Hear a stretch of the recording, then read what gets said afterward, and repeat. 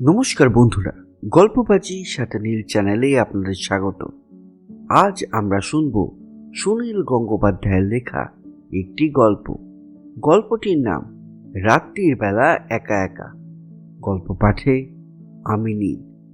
বন্ধুরা, চ্যানেলটি আপনারা সাবস্ক্রাইব করুন আর অডিও স্টোরিটিতে লাইক, শেয়ার আর কমেন্ট করুন।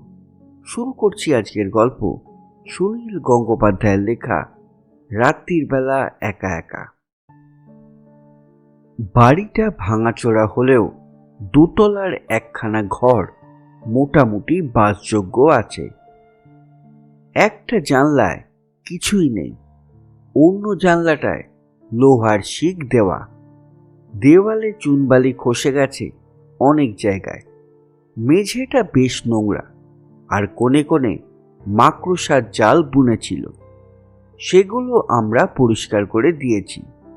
বিশ্বমামা তবু লম্বা নাকটা কুঁচকে বললেন, আরশোলার নারীর গন্ধ বেরোচ্ছে, এই গন্ধে আমার ঘুম আসবে না।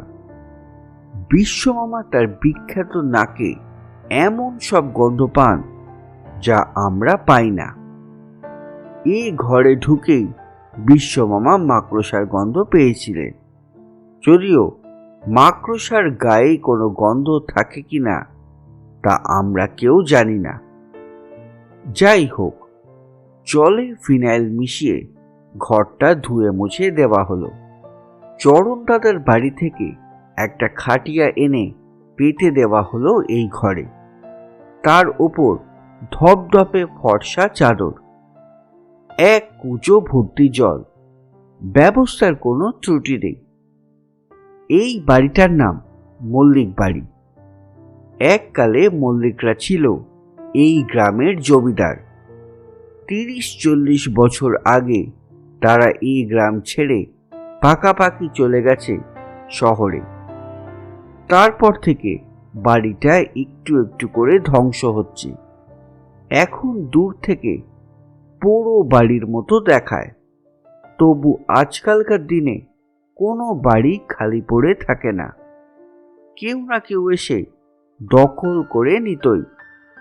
কিন্তু সন্ধ্যের পর এই বাড়ির ধারে কেউ আসে না, ভূতের ভয়। এমনকি এই গ্রামের জটাধারী নামে একটা পাগল আছে, সে পর্যন্ত এখানে থাকতে পারেনি। সেই জটাধারী একবার এই দোতলার ঘরে শুতে এসে হঠাৎ বাবারে মারে বলে চিৎকার করতে করতে দৌড়ে পালিয়েছিল। 20 শতাব্দী শেষ হতে চলল, এখনো ভূতের ভয়? ভূত বলে কিছু আছে নাকি? চরণ দাদা এই গ্রামের স্কুলের হেডমাস্টার, লেখাপড়া জানা মানুষ। এক সময় ভালো ফুটবল খেলতেন। একবার নন্দাদেবী পাহাড়ে অভিযানে গিয়ে চূড়োয় উঠেছিলেন। সেই চরণ দাদা বললেন, আরে আমি কি ভূতে বিশ্বাস করতাম নাকি? আমাকে রাত্রির বেলা শ্মশানে যেতে বলো, আমি একা একা চলে যাব।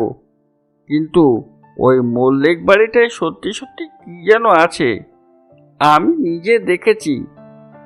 বিশ্বমামা জিজ্ঞেস করেছিলেন, তুমি কি দেখেছো নিজের চোখে? চরণ দাদা বললেন, বন্ধুদের সঙ্গে বাজি ফেলে আমি একবার ওখানে রাত কাটাতে গেছিলাম, পারিনি। রাত্রি 10-11টা পর্যন্ত কিছুই হয়নি। যেই 12টা বাজলো, ও বাড়িতে কোনো ঘড়ি নেই, থাকতেই পারে না। তবু একটা দেওয়াল ঘড়িতে ঢং ঢং করে 12টার শব্দ পাওয়া গেল পাশের ঘরে। তারপরেই পায়ের শব্দ। হঠাৎ দেখি ঘরের মধ্যে একটা লোক, বেশ দামি ধুতি পাঞ্জাবি পরা, কিন্তু তার পাঞ্জাবি রক্তে ভেসে যাচ্ছে। মেঝেতেও টপ টপ করে পড়ছে রক্ত। মুখখানা একেবারে থ্যাঁতলানো, একটা চোখ ঠেলে বেরিয়ে আসছে। একেবারে বীভৎস দৃশ্য। আমি প্রথমে ভাবলাম চোখের ভুল। ভালো করে চোখ কচলে দেখলাম, সত্যি একটা লোক দাঁড়িয়ে আছে, এগিয়ে আসছে আমার দিকে। আমি আর থাকতে না পেরে এক দৌড়। পরের দিন গিয়ে দেখি মেঝেতে রক্ত টক্ত নেই, পাশের ঘরে ঘড়িও নেই, এটা কি করে ব্যাখ্যা করব তা আমি এখনো জানি না। সেই দৃশ্যটা ভাবলে আমার এখনো বুক কাঁপে। বিশ্ব মামা জানতে চাইলেন, নিশ্চয় এর পেছনে কোনো গল্প আছে।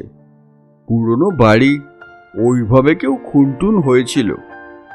চরণ দাদা বললেন, সেই গল্প আমরা ছোটবেলা থেকে শুনে আসছি। ওই বাড়িতে জমিদারের ছোট ছেলেটি ছিল দারুণ অত্যাচারী। কত প্রজার বাড়ি যে সে জ্বালিয়েছে তার ঠিক নেই। একবার এক গোমস্তার ওপর রাগ করে তার গলা টিপে মেরে ফেলেছিল।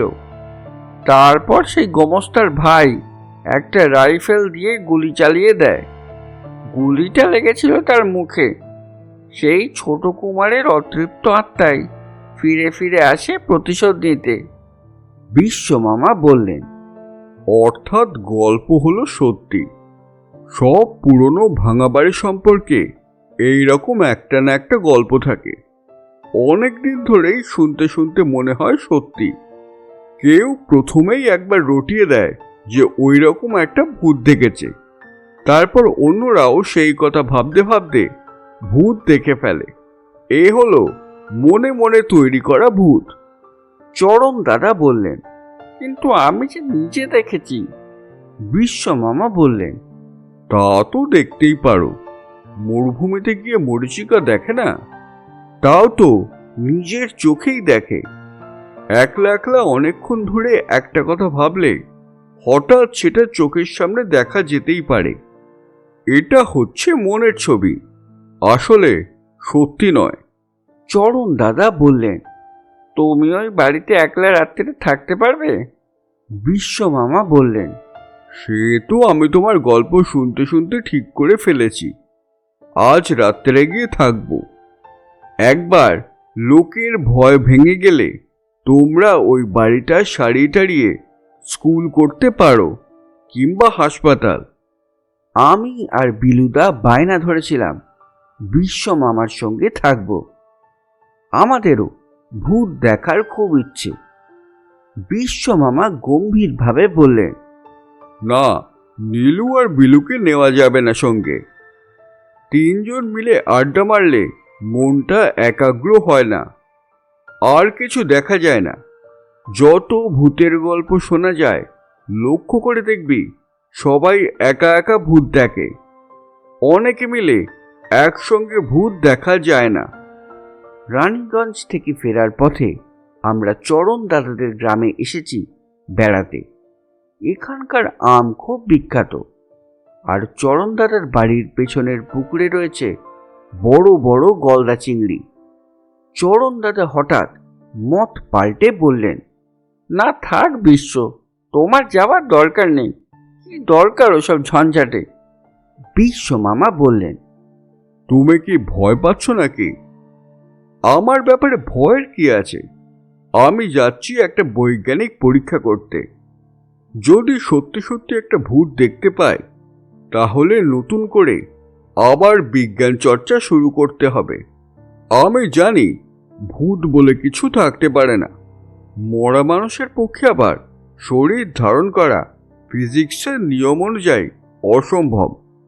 ভূতটাকে দেখলেই জাপটে ধরে দেখতে হবে সত্যি সত্যি তার শরীর আছে না সবটাই কল্পনা। চরণ দাদা বললেন, সে যদি তোমার কোনো ক্ষতি করে? বিশ্ব মামা বললেন, ভূতে আবার কি ক্ষতি করবে? লোকে ভূত দেখে ভয় পায়, ভয়ে পালাতে গিয়ে আছাড় খেয়ে হাত পা ভাঙে। কিন্তু ভূত কি কারোকে ছোঁয়? সেরম তো শোনা যায় না।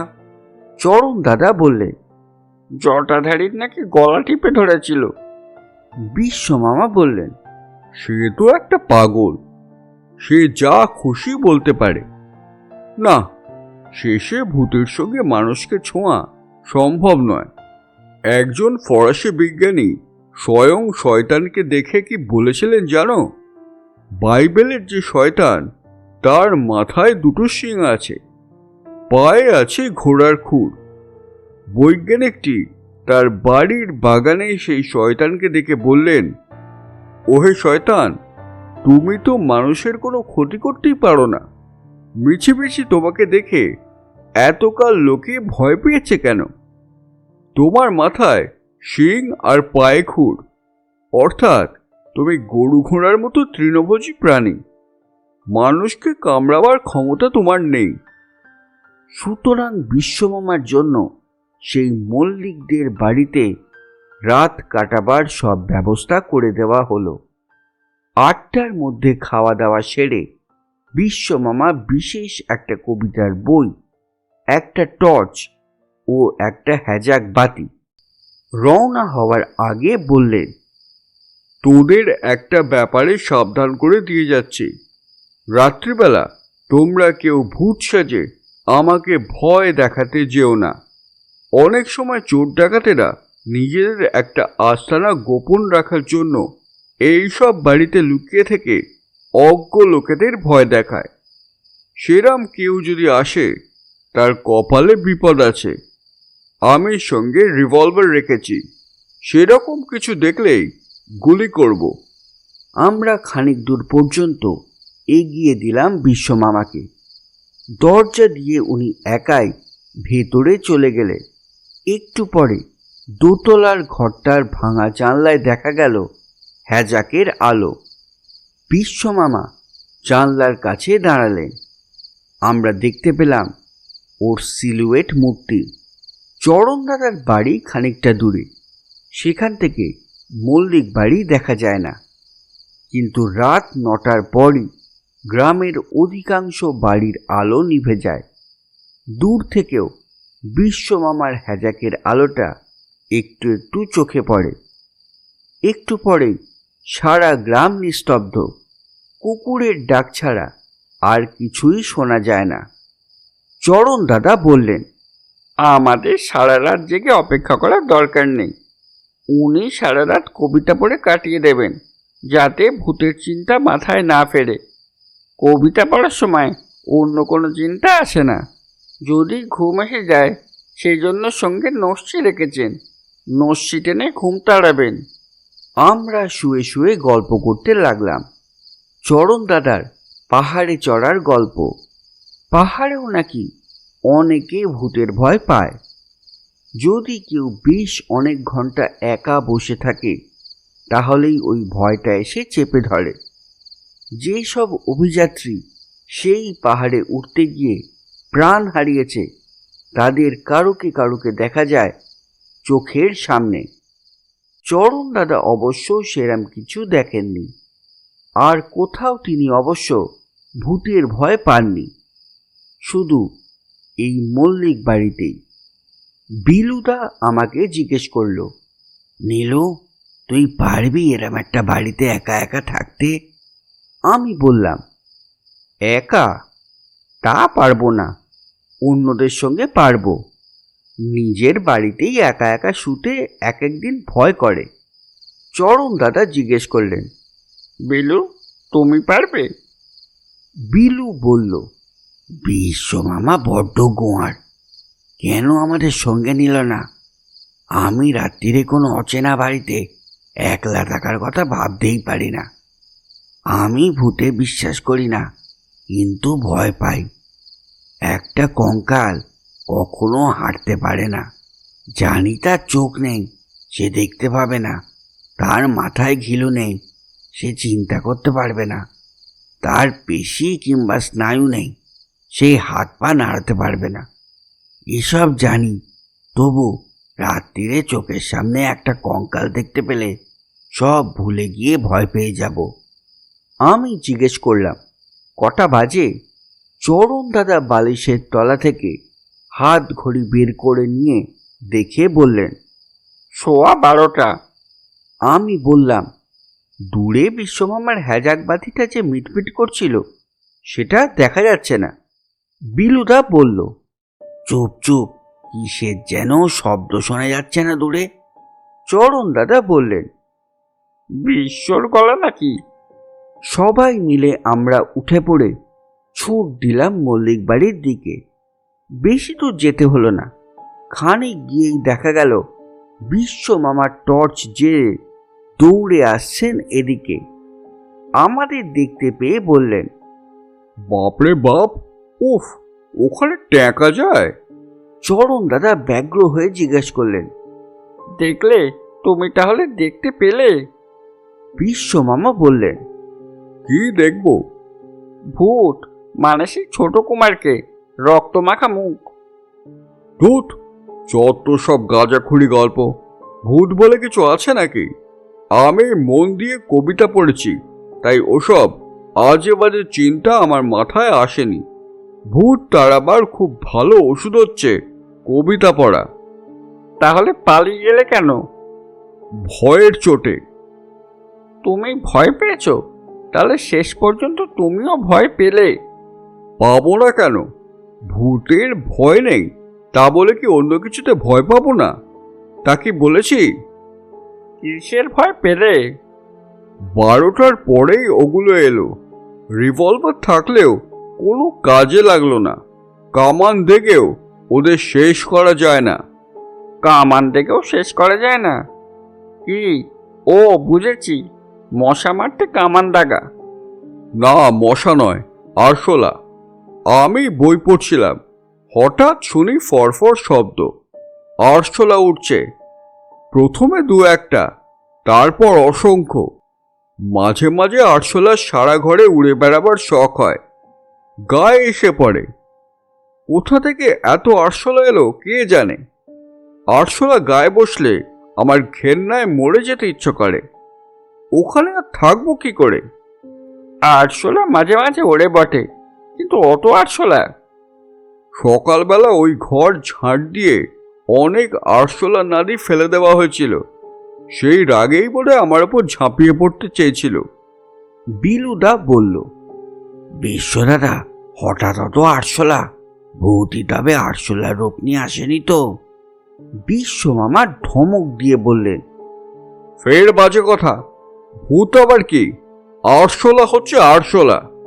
বিলুদা বলল, তোমার তাহলে বৈজ্ঞানিক পরীক্ষাটা পুরো হলো না বলো? সারা রাত না থাকলে এক কাজ করলে হয়, কাল রাতে একটা মশারি টাঙিয়ে তুমি আবার থাকতে পারো। মশারি থাকলে মশা বা আরশোলা কিছু করতে পারবে না। বিশ্ব মামা বললেন, আর হবে না, আমার জরুরি কাজ আছে। কাল ভোরবেলায় কলকাতায় ফিরে যেতে হবে। আমাদের এখানে আর 3 দিন থাকার কথা ছিল। হঠাৎ বিশ্ব মামার কি জরুরি কাজের কথা মনে পড়ল জানি না। ভূত নিয়ে বৈজ্ঞানিক পরীক্ষার ব্যাপারেও তার কোথাও কোনো উৎসাহ দেখা গেল না। বন্ধুরা, আজকের গল্পটি এখানেই শেষ। বন্ধুরা, চ্যানেলটি আপনারা সাবস্ক্রাইব করুন আর অডিও স্টোরিটিতে লাইক, শেয়ার আর কমেন্ট করুন।